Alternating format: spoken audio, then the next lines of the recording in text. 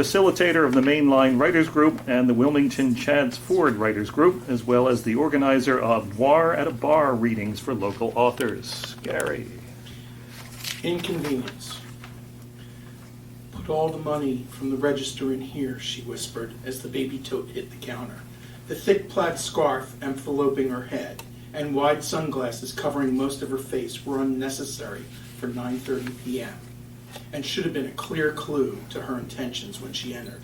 A stick-up, the teenager repeated loudly in an attempt to alert anyone in the area. There was no one. He'd been alone for 20 minutes playing Candy Crush on his phone when she walked in. Shh, you'll wake him. The gun showed just below the baby she was lightly rocking in her arm. But, he stammered. She shushed him again, this time wiggling the gun a bit for effect. I know how bad this looks. It looks like I'm a bad mom. I'm not. I'm a good mom, she continued in a soft voice. We had a schedule. Sister at 9, I go and do my business, and I'm back by 10:30. But my sitter canceled at the last second. She's unreliable. I have a schedule. What was I supposed to do? The clerk's cell phone started buzzing. I should get that, he said. It could be my mom. Let it ring. Open the register.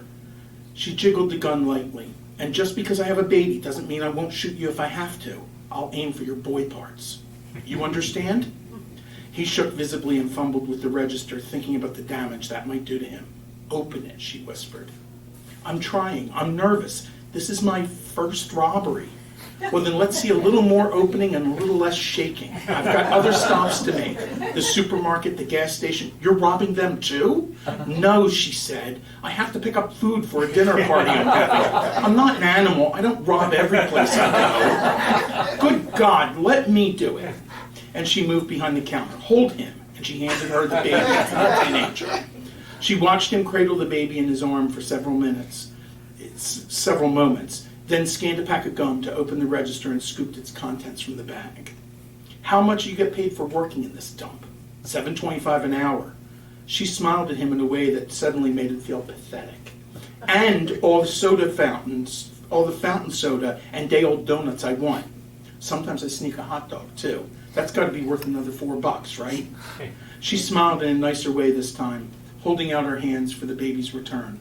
You're pretty good with the kid, despite being nervous about your first robbery. I have a sister. She's 8 now, but Mom had a job, so I took care of her a lot.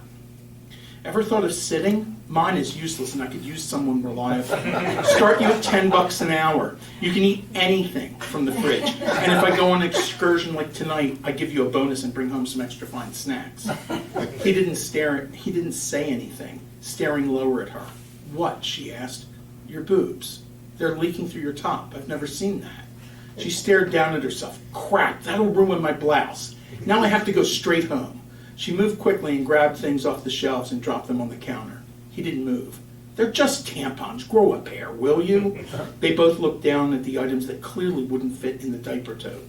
Her desperation turned to anger. And condoms, 3 packs.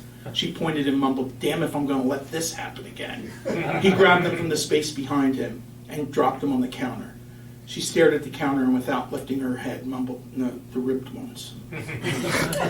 His face turned red as he reached behind the counter to fill her request. Then he stuffed the items in the bag and handed it back to her. I have to run. Think about the sitter job. She scooped up the bag and started to run. How do I get in contact with you? She stared at him, then grabbed a pen off the counter. Here's an email address. If you tell your boss or the police about me, I'll claim you tried to hit me and file assault charges. No one will believe you. She was almost out the door when she turned to him again. I need a reliable, regular sitter 3 days a week. It's unprofessional to show up late or cancel at the last second. I don't stand for that shit. You let me know. And she was gone. He stared down at the open, empty register. What would he tell his boss? The last 2 nights, his register was short over $40, which he falsely blamed on the previous clerk. Tonight, it's actually empty from actually being robbed. He grabbed a hot dog off the heater and slathered it with mustard. The sitter thing was sounding pretty good.